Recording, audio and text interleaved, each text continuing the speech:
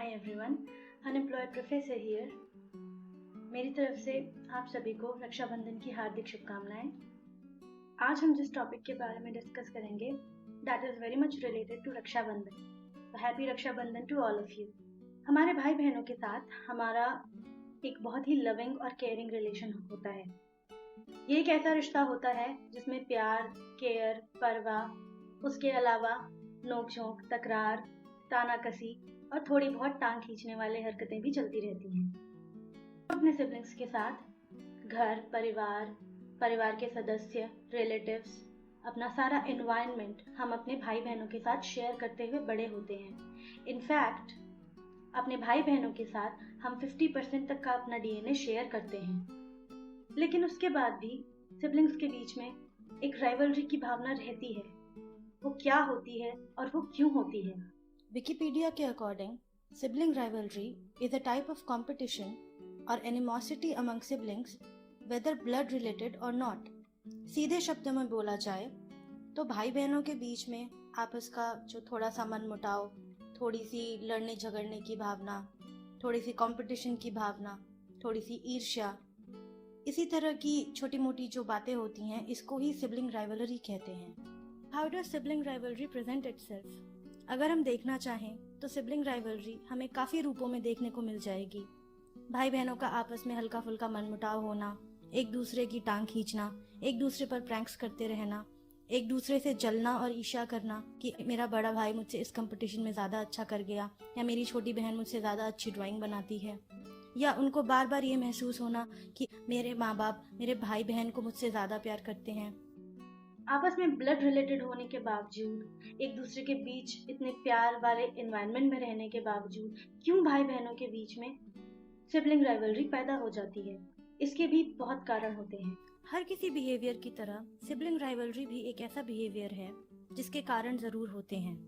अगर हम इनके कारणों की बात करना चाहें तो सबसे बड़ा कारण होता है कि a child may feel threatened by the arrival of a new sibling in the household. कोई भी बच्चा अपने परिवार में एक नए छोटे बच्चे के आगमन से थोड़ा डर जाता है कि कहीं उसे अपने माँ बाप, परिवार, एनवायरनमेंट सबको शेयर ना करना पड़ जाए। सबसे पहला जो ये इनसिक्योरिटी होती है, इससे ही सिबलिंग राइवलरी का जन्म होता है। और ऐसे में अगर उसे माँ बाप से पॉजिटिव फीडबैक ना मिले या माँ बाप उसको टोटली इग्नोर ही करते रहें तो उसका डर सच होने लगता है, जिसके कारण उसके मन में ईर्ष्या की भावना, गुस्से की भावना और ज्यादा बढ़ती ही चली जाती है। सिबलिंग राइवलरी के बाकी कॉजेस की बात करें तो lack of attention and care and love भी एक बहुत बड़ा कारण है।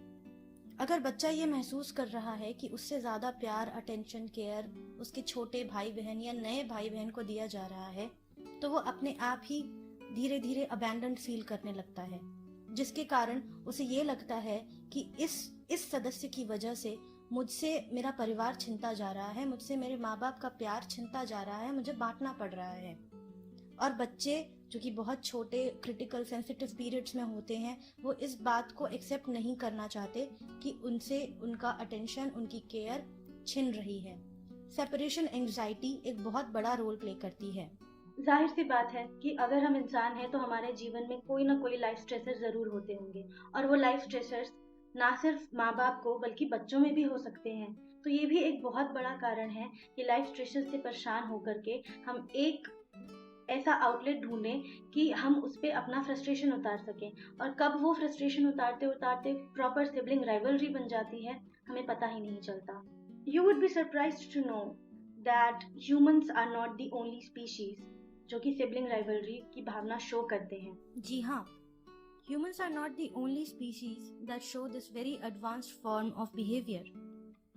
If we talk about the animal kingdom, spotted hyena पशुओं की एक ऐसी प्रजाति है जो कि अपनी माँ से दूध छीनने के लिए अपने भाई बहनों से बहुत ही अग्रेसिव वे में बिहेव करता है।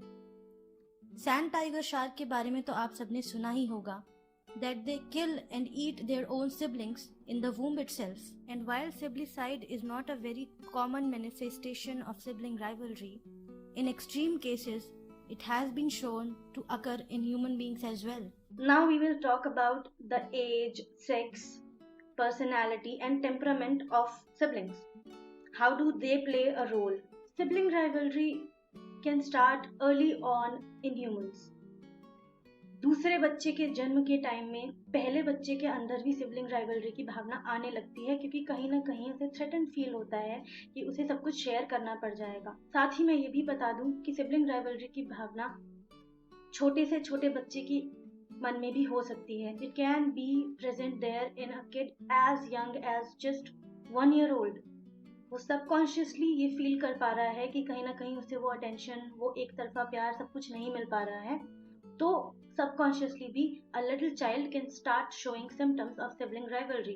It's shocking, I know, but we have to understand that this instinct of being stripped off of all the care and attention and love from the parents because of the arrival of a new family member is pretty active. Temperament या personality की अगर बात करें तो जो बच्चे infancy में 1 से 2 साल की उम्र तक में टेम्परामेंट वाइज डिफिकल्ट चाइल्ड होते हैं instead of being an easy child, वो बच्चे सिबलिंग राइवलरी को ज़्यादा एग्जीक्यूट कर पाते हैं। अगर किसी बच्चे की पर्सनालिटी अग्रेसिव है या उसकी पर्सनालिटी इनसिक्योरिटी वाली है, तो वो सिबलिंग राइवलरी बहुत जल्दी और बहुत ज़्यादा शो करने लगेगा। इफ़ ही और she grows up to be burly kid, तो वो अपने छोटे भाई बहन को अपने साइज के हिसाब से डराते हुए उनको बहुत धमकाएगा या उनको बुली करेगा। During the decade of 1950s, psychoanalyst जैसे कि Sigmund Freud, Carl Jung, Alfred Adler, इन सब की साइकोएनालिस्टिक थियरी से प्रेरित होकर के एक birth order entrepreneurship theory develop हुई। बर्थ ऑर्डर में उनकी जो एज गैप है वो भी एक मायने रखती है।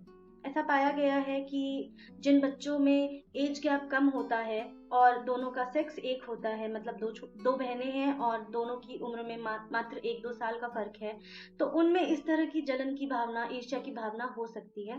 Now, of course, there are exceptional cases, but a general trend such as this has been found. एक हेल्दी सिबलिंग राइवलरी की भावना ना सिर्फ भाई बहनों को आपस में हेल्दी वे में compete करके आगे बढ़ने की और लाइफ के अलग अलग एस्पेक्ट्स में बेहतरीन प्रदर्शन करने की प्रेरणा देती है, बल्कि हल्की फुल्की नोक झोंक, हल्की फुल्की मीन मेक और थोड़ी बहुत टांग खींचना भाई बहनों के आपस के बॉन्ड को स्ट्रॉन्ग भी बनाता है।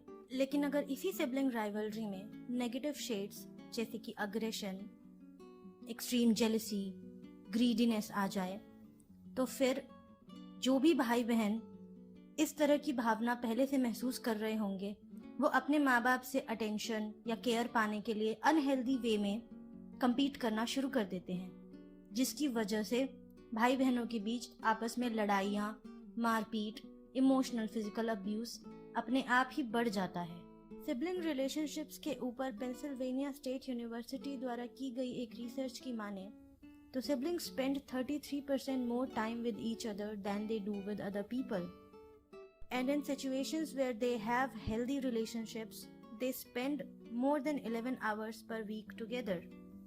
However, the sad part is that only about 1/3 of siblings remain close into adulthood. Studies have also indicated that about 1 in 3 siblings have faced bullying at the hands of either their brothers or their sisters, and that significantly increased the risk of them developing mental health problems in adulthood. अगर family environment की बात करें तो यदि किसी परिवार में aggression, lack of emotional support और इनसेंसिटिविटी बहुत कॉमन एलिमेंट्स हैं, तो आगे चलकर वो बच्चा भी यही महसूस करेगा कि अग्रेशन शो करना, जेलसी शो करना, इमोशनल अब्यूज करना, फिजिकल अब्यूज करना बहुत नॉर्मलाइज चीज़ है। वो ना सिर्फ अपने छोटे बड़े भाई बहनों पर इस तरह का व्यवहार दिखाएगा, बल्कि वो बाहर जाकर के स्कूल के बच्चों को, पड़ोस के बच्चों को या अपने से किसी भी कमजोर व्यक्ति को बुली करने की प्रवृत्ति बना लेगा। So what can we do as a parent? हमें किस तरह के स्टेप्स लेने चाहिए और किस तरह से बच्चों को मोटिवेट और ट्रेन करना चाहिए कि वो आगे चल के अपने भाई बहनों के साथ इस तरह के मनमुटाव वाली सिचुएशन में ना पड़े। ऐसा पाया गया है कि अगर बच्चों के बीच में 3 या उससे ज्यादा साल का गैप हो, तो जो बड़ा सिबलिंग है वो अपने माँ बाप की उस न्यूबॉर्न बेबी की तरफ केयर और प्रोटेक्शन और अफेक्शन वाली फीलिंग्स देख देख कर वही डेवलप करेगा, and that older child who is at least 3 years older would start feeling protective for that kid. I think आप सबने वो वायरल फोटोग्राफ्स देखी होंगी जिसमें एक छोटे से लड़के ने, मुश्किल से 7 साल का लड़का होगा, अपनी 3-4 साल की बहन को बचाने के लिए, कुत्तों से बचाने के लिए अपने आप को कुत्तों के सामने डाल दिया, and those dogs bit of half his face. And उसके बाद भी उसने कहा कि I saw this situation happening and I felt कि अगर किसी को मरना है तो मैं मरूं। तो उस छोटे से बच्चे में ये प्रोटेक्शन की फीलिंग आ रही है। उस उम्र तक वो बच्चा complex human emotions such as care and protection समझ चुका होता है। पिछले वीडियो में मैंने आपसे फैमिली बुलिंग के बारे में डिस्कस किया था और उसमें हमने एक्सप्लोर किया था कि कैसे हमारे लिए थोड़ा डिफिकल्ट होता है कि हम ये समझें कि हमारी फैमिली का कोई मेंबर हमें परेशान कर रहा है या हमें तंग कर रहा है। उसी कॉन्टेक्स्ट में माँ बाप अपने एक बच्चे के प्रति दूसरे बच्चे का व्यवहार कई बार इग्नोर कर जाते हैं अगर वो व्यवहार थोड़ा अग्रेशन या जेलसी वाला हो। According to researcher Brandon Gale, the general public has a higher tolerance for bullying behaviors that occur between siblings than any other relationship group. और यही एक बहुत बड़ा कारण है कि हम में से कई लोग, इनफैक्ट बच्चों के माँ बाप भी, बच्चों के बीच में चल रहे आपसी मनमुटाव और तनाव की अनदेखी कर देते हैं, because they ignore it thinking that it's just kids being kids, and then they fail to identify any malicious intent behind the behavior. इसीलिए we need to make sure that we do not ignore such behaviors और शुरू से ही बच्चे को समझाते रहें, उसे proper training देते रहें, उससे खुलें और उससे ओपनली बात करें कि उसका क्या बिहेवियर उसको बदलना चाहिए, या अगर फैमिली में एक नया मेंबर आ रहा है तो उसकी भी उसे ट्रेनिंग दें। बच्चों के साथ जितना आप ओपन रहेंगे उतना वो चीज़ों को अच्छे वे में आपसे समझेंगे। बड़े बच्चे को अगर हम ये समझाएंगे कि उसको किस तरह से अपने छोटे भाई का या छोटी बहन का ख्याल रखना है तो वो प्रोटेक्टिव फील करेगा और उसको एक रिस्पॉन्सिबिलिटी फील होगी अगर उसका मेंटली इतना डेवलपमेंट हो चुका है तो। लेकिन हमें ये भी मेक श्योर करना है कि हम बड़े बच्चे पे ही 100% सारी बेबी सिटिंग की जिम्मेदारी ना सौंप दें। कई परिवारों में ऐसा होता है जिनमें 9 या 10 साल की उम्र की लड़कियां होती हैं और कोई न्यूबॉर्न बेबी होता है तो पूरी जिम्मेदारी कई बार माँ बाप उसी पे दे देते हैं कि तू ही उसको खाना खिला, तू ही उसको वॉशरूम ले जा, तू ही नहला, तू ही इसे पाल। तो अगर वो बच्चा अपनी ही चाइल्डहुड की उम्र में एक पेरेंटिंग वाली रिस्पॉन्सिबिलिटी को ज्यादा ही बर्डन लेगा तो फिर कई बार उसमें छोटे बच्चे के प्रति नफरत भी पैदा हो सकती है। So it is an extremely important thing to remember that we give each of our kids a fair chance to be a child and to explore their childhood. Do not overburden the older kid for the sake of taking care of the younger kid. काफी intense और advanced cases में ये भी देखा गया है कि जो बड़ा बच्चा है वो छोटे बच्चे को ध्यान देने की बजाय उसको फिजिकली अब्यूज करता है कॉन्स्टेंटली। तो माँ बाप को ऐसे वायलेंस और अग्रेसिव बिहेवियर को बढ़ावा नहीं देना चाहिए। अगर इसके लिए वो खुद से बच्चे को काउंसल कर सकते हैं तो अच्छी बात है, but if they can not then there is no shame in seeking professional help. I would like to read a few lines about sibling rivalry. Don't make it a taboo. Sometimes parents do not have the adequate means and knowledge to deal with a child's emotional troubles. You are a parent, but you're not a professional. Despite what a millions of parents around the world want to believe, parents do not know everything. They are only humans. So as a parent, you can always try and intervene at the right time by trying whatever means that you can so as to protect the sanctity and inner peace of your child and yourself. Sibling relationships are a mixture of anger, love, care, protection, jealousy, greed, and a mix of a bunch of other feelings and behaviors, which is what makes it a very beautiful and a very complex bond of emotions that keep us glued together with our siblings. If you want to know more about sibling rivalries and sibling dynamics, I would suggest that you go and read The Sibling Connection by Jane M. Leder. I am attaching the cover page of the book on the screen. It's a very well written book, and this book explains and explores the relationships among siblings in a very in-depth manner. I hope you will enjoy this read. If you liked this video, do give it a thumbs up. In the comments down below, please share your experiences, your stories, and your fun moments with your brothers and sisters. I would love to read your comments. If you're new to my channel, please subscribe to it. And you can also follow me on Instagram. The Instagram handle would be visible. This is Unemployed Professor signing off. Take care and be happy.